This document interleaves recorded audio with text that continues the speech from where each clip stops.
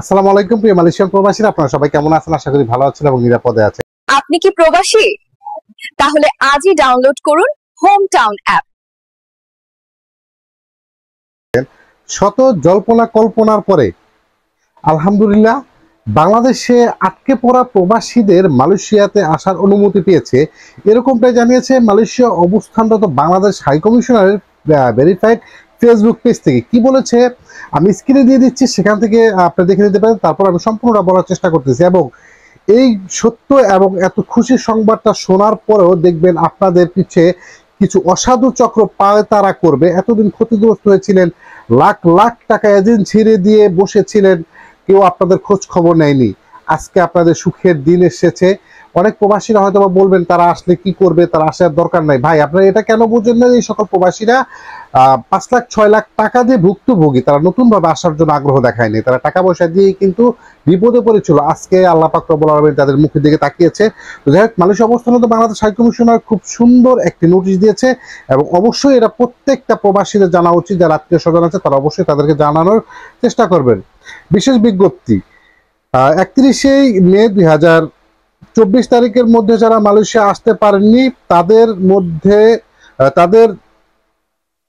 মধ্যে হতে বুয়েসেল Bangladesh overseas employment and service limited এর মাধ্যমে মালয়েশিয়া কর্মসংস্থানের জন্য মালয়েশিয়া সংশ্লিষ্ট কর্তৃপক্ষ হতে অনুমোদন পাওয়া গেছে। আলহামদুলিল্লাহ, এটা হাই কমিশনার থেকে কিন্তু পাওয়া বিবৃতি।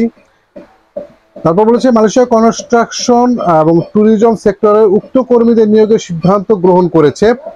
বর্ণিত সেক্টর কনস্ট্রাকশন ট্যুরিজম উক্ত কর্মীদের আনয়নের লক্ষ্যে চাহিদাপত্র, ডিমান্ড লেটার এবং সত্যায়নের জন্য সংযুক্ত চেকলিস্ট অনুযায়ী সকল তথ্যাবলী FWCSMA। এখন এখানে যে পয়েন্টটা এখানে বলবো অবশ্যই মোস্ট ইম্পর্টেন্ট, যারা না বুঝেন আবারও দেখবেন বা অবশ্যই হাই কমিশনারের নোটিশটা ভালোভাবে পড়বেন। আপনি শুধু দৌড়াইলে কিন্তু আপনি আসতে পারবেন, এখানে কিছু দিক নির্দেশনা রয়েছে, অবশ্যই এগুলো ফলো আপনার করতে হবে, অন্যথায় কিন্তু আপনি আসতে পারবেন না। আচ্ছা, ফরেন ওয়ার্কার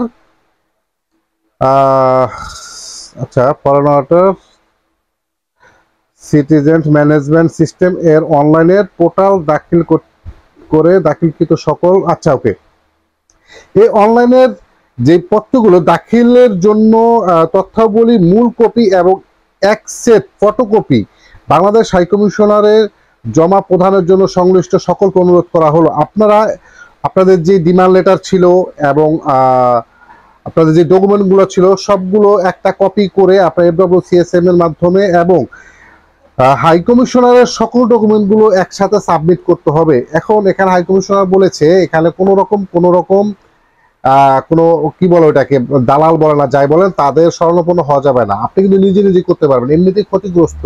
তারপরও কিন্তু আপনারা যারা এই যে আসার জন্য আগ্রহ দেখাচ্ছেন বা অনেক টাকা পয়সা দিয়ে ক্ষতিগ্রস্ত হয়েছেন, তারা অবশ্যই নোটিশটা মনোযোগ সহকারে দেখবেন এবং মালয়েশিয়া অবস্থানত হাই কমিশনারের কাছে আজকে সরাসরি ইনফরমেশন আসার পরে তারা আপলোড করে দিয়েছে। এটা আসলে বাংলাদেশ আটকে পড়া প্রবাসীদের জন্য অনেক খুশির খবর। কিছুদিন আগে মালয়েশিয়াতে আসা কর্মীরা বাংলাদেশের প্রবাসী কল্যাণ মন্ত্রণালয়ের সামনে জড়ো হয়ে তারা একটি সমাবেশ করেছিল, হয়তোবা সেই সমাবেশ তাদের সাকসেস হয়েছে। এটা নিয়ে আমি একটা ভিডিও করেছি, প্রায় 3 মিলিয়ন ভিউজ হয়েছিল।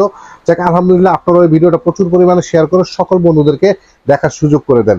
ভালো থাকবেন, নিরাপদে থাকবেন। আরো একটা বিষয় হাই কমিশনার উল্লেখ করেছে, সেটা হচ্ছে সারোয়াকে কলিং ভিসার জন্য কোনো রকম কোনো ডিমান্ড লেটার বা কোনো MOU তো সাইন করেনি হাই কমিশনার। সরাসরি আজকে নোটিশে এটাও বলে দিয়েছে, তো কেউ কারোর কাছে টাকা পয়সা নতুন ভাবে কলিং এর জন্য সারোয়াকে যে MOU তো সাইন সেটা কিন্তু হয়নি। সারোয়াকের নাম করে কিছু অসাধু চক্র প্রবাসীদের কাছে টাকা, পাসপোর্ট হাতিয়ে নিচ্ছে।